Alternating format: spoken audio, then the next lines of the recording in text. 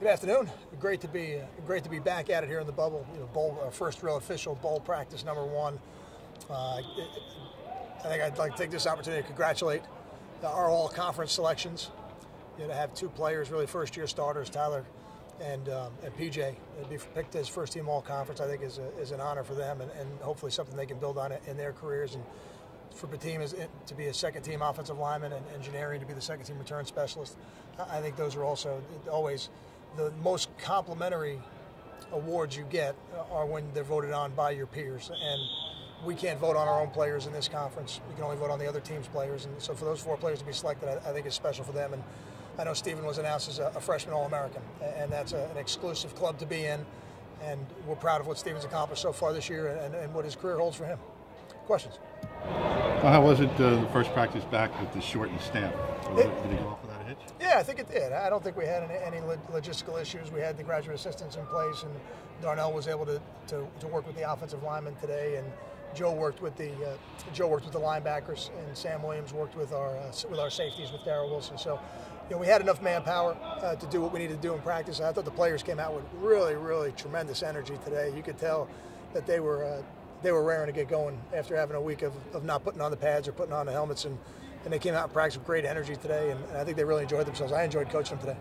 Do you kind of take it back a little bit now to bowl practices, try and get some guys healthy? What's kind of, I don't think you could ever take it back at all when you're on the field. When you're on the field, you got to go. We've had a week to get our bodies healed up, and we've had a week to get ourselves academically prepared for the end of the semester, and that's really what last week was about. It was about, we did some lifting, we did a little bit of running, but for the most part it gave us a chance to get as healthy as we could, get academically prepared for what's going to happen now next week as finals begin. But when you're out here at practice, you got to go. You can't be thinking like that when you're on the field. So when we're out here, we're going to go, and when we're not, we're going to get healthy.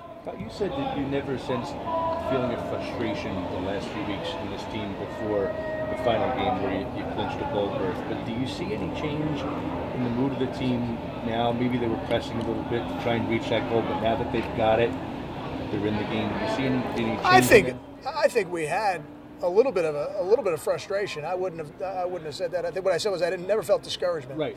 That was the word, and I think there's a difference. There's nothing wrong with being frustrated. I mean, I think the coaches were frustrated. I think the players were frustrated. We all felt like we could perform better at times than we did, but it never became discouragement. It never affected the way we worked. And the reason I had confidence that we would play well is because I see it every day in practice. I see the young players out here working hard and getting better. And I think today was not a day to put in the game plan for Notre Dame. Today was a day for us to come out and get fundamentally better and get back to competing. And I think the players love that. I think they enjoy that.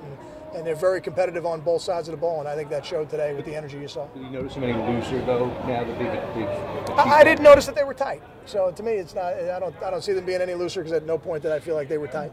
When does the Notre Dame game preparation start? That will start a week from today. Okay. Yeah, that'll start a week from today. We got a couple more practices we're going to get in this week, Tuesday, Wednesday, and Thursday. Give us an opportunity to really continue to work with not just our older players, but our younger players, some of the guys who don't get all that work. And then next Saturday, we'll formally put in the Notre Dame game plan. Will the defense look any different with Joe running? I don't think so. I think the Rutgers defense is about the Rutgers defensive players, and the players are going to be out there, and we're coming off of one of the better performances we had all year, and I think that's a chance for us to build on that. But schematically, I don't think you'll see us look any different.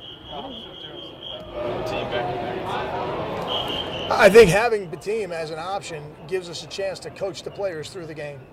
Whether that's Bateem, whether that's a guy like Chris Muller, whether it's a guy like Caleb Johnson, and then certainly the added security of having another center is always a positive. And I think all those things are good. And when you can take a guy out for a series and coach him and let him watch and then put him back in, those things are positives. They happen a lot at other positions.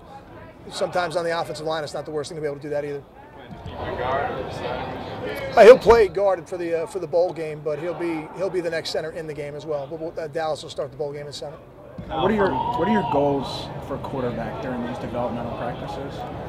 Well, I think the goal for the quarterback, it doesn't really change. It's always the first and foremost, protect the football, make good decisions in the pocket so that we don't have negative plays, and then give the receivers, when you do throw it, a chance to make a play down the field by putting the ball in the right location. Those are the things we're going to look for all the time. And then for some of the younger guys who haven't had as much of a chance to do it, guys like Blake Rank and Chris Laviano are getting reps right now and getting a chance to run the operation, to be the guy in the huddle, to have the presence, to have to verbalize the plays, to be a great communicator at the line of scrimmage. Those are things that, like most things in life, you can only get better as you do them. So I think that's an added opportunity for them. What you've seen, how have Ross and Prince done that you do differently from the predecessors? I don't know that I've seen a tremendous difference. I think their personalities are different, and that's probably the biggest difference. Kyle, you've had guys leave early before. How are you dealing with it with Brandon and his decision and when he's going to make it? Yeah, Brandon's going to have a chance to talk to here in a couple minutes, and we were excited when Brandon came back last year, and certainly we'd like everybody to come back for every year of eligibility they have left at Rutgers. But Brandon has talked to me, he's talked to his parents, and he has decided that this is going to be the best thing for him going forward, for his family, for his career, and we wish him nothing but the best. And it's always been my opinion, whether it was Kenny, whether it was Anthony, whether it was Ray, Muhammad, once the player makes that decision, then it's our job to give them all the support that we can, and he will have that, and we're looking forward to giving him the best send-off we can here at the Pinstripe Bowl. Guys, thank you.